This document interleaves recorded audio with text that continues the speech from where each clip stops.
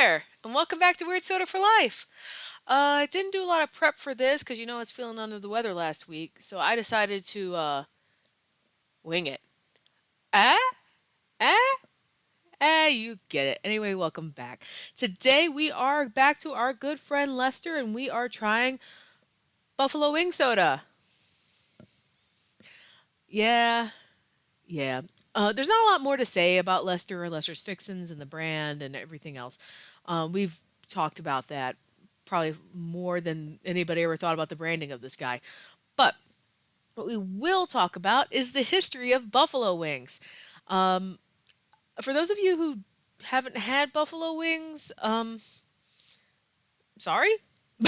um, but buffalo wings are like little drummies or the flats, which are like the wing of the chicken usually. So you get the ones that look like little mini drumsticks and ones that are kind of pointy. That's where the end of the wing is.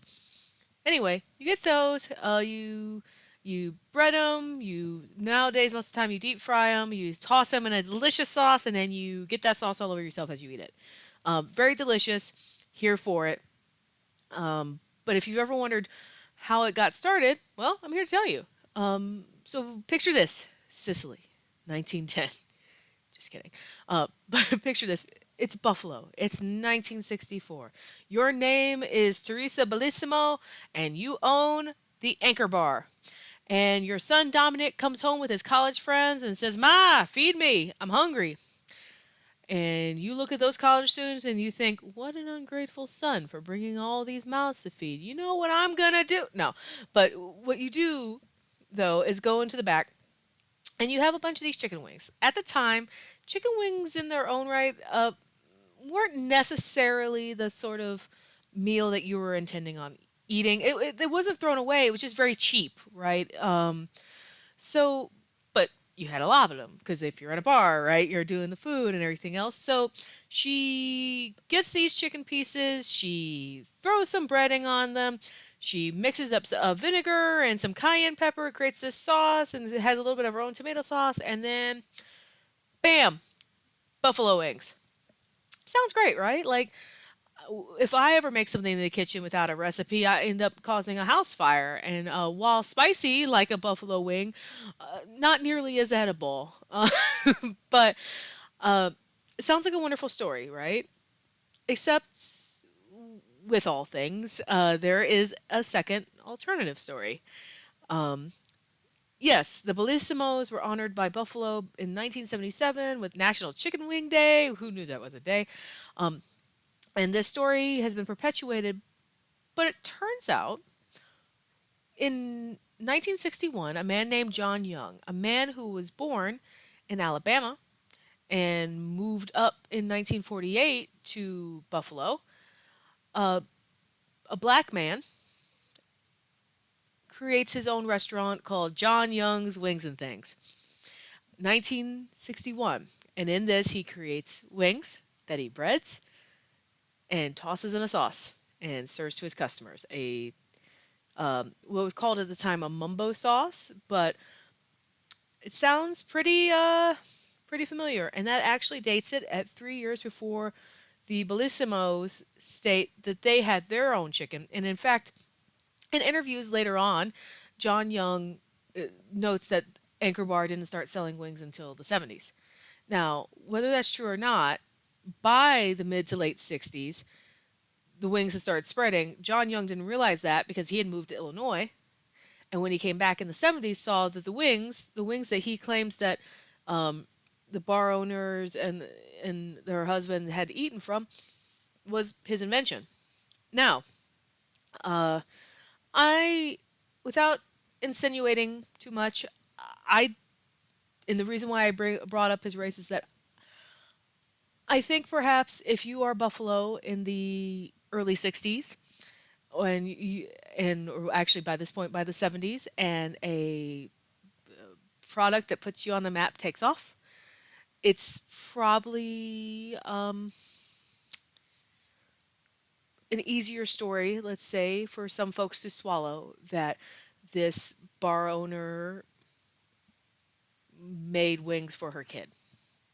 Um, I also do want to say that I think the truth perhaps is somewhere in the middle. Do I think John Young probably was the first one to roll it out in Buffalo? Sure.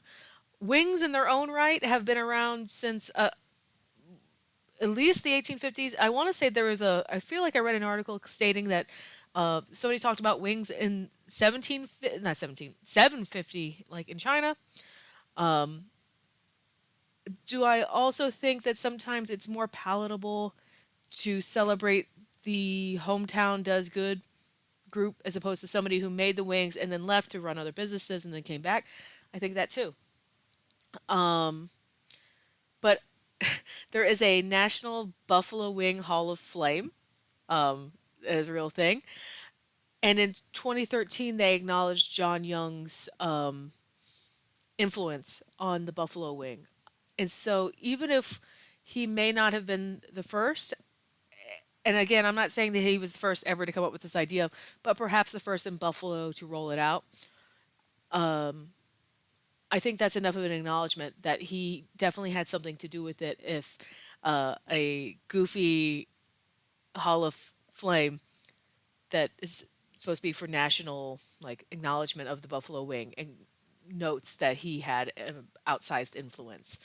Um, but on a less, frankly, let's say racist note, perhaps, we ran into the same thing with key lime pie, right? Where Florida out there being like key lime pie, our recipe, our limes, here in, day out, with a counteracting person saying in New York that they were making this pie with lemons, and all that Florida ever did was change the fruit. Um, but anyway, so in the 70s, it takes off throughout Buffalo. Through the 60s and 70s, this wing takes off throughout Buffalo. But by the 80s, it goes gangbusters.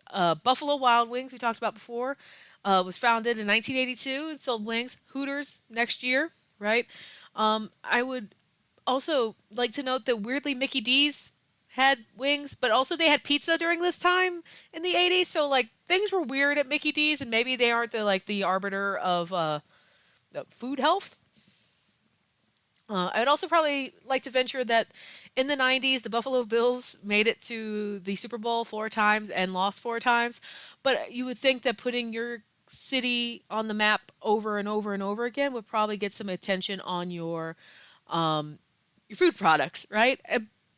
But so you get that attention now, and so today in America, we love a buffalo wing. It's all over. It's acknowledged as a bar food, and chicken drumsticks. Well, chicken wings. I pay more for chicken drumstick wings. Sometimes it's more than I pay for chicken drumsticks. What can I say? With that, let's see how the buffalo wings look. You can see, if you didn't know again what a buffalo wing looked like, that's a drummy. That's kind of what I referred to before. Again, it looks like a little mini drumstick. We got our good pal Lester, who is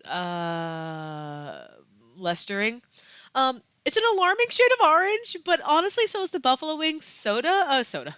This is the buffalo wing soda. So it's a buffalo wing sauce. So like that's not so alarming in this case. But I am frightened.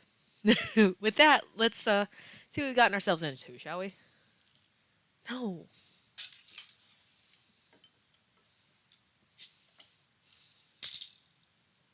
Lester can't even be bothered to give me a twist top.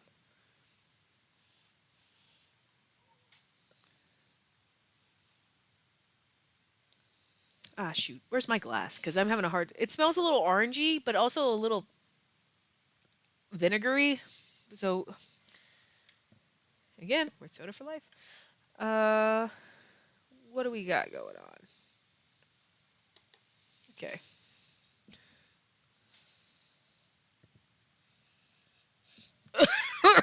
Uh, um. Ooh. Okay, that was very orangey yet vinegary. Bottoms up.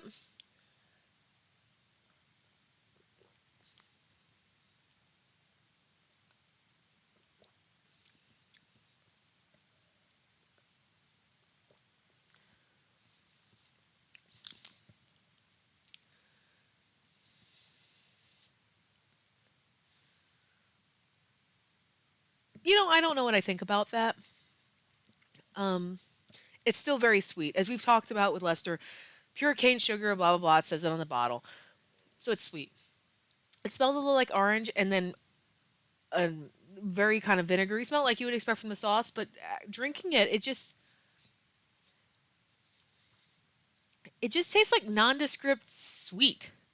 Um, with a slight bit of spice. I will say that. Like, not anything to write home about, but enough that somebody attempted to kind of evoke the spiciness of a buffalo sauce. This isn't the worst of Lester's Fixins we've had. It's not the best. I would say it's probably the soda we've had that tastes the least. Well, if we say it tastes the least like the food that it's supposed to emulate, what I mean by that is that it doesn't taste like any sort of food at all. Um, we've totally had sodas, looking at you, black olive soda, that tasted so badly from the original flavor it was trying to emulate that it was terrible. To that end, this is not that. This is meh. It is just nondescript, sort of spicy, kind of vinegary, sweet smelling syrup soda. And I guess I ain't mad at it. Because it could have been worse. So I guess good on you, Lester. I'm still disappointed with you as a whole, but hey, at least you didn't make me want to die. Speaking of wanting to die, that sounds terrible. Next week, we are trying barf soda. That's right, barf soda. Will it taste like barf? Will it be a nondescript sweet? Will I stop punishing myself for soda crimes? I don't know, but you'll have to tune in to find out. Until next time, drink weird and I, I don't know. Sorry to burst your bubble about buffaloes not having wings. See you next time.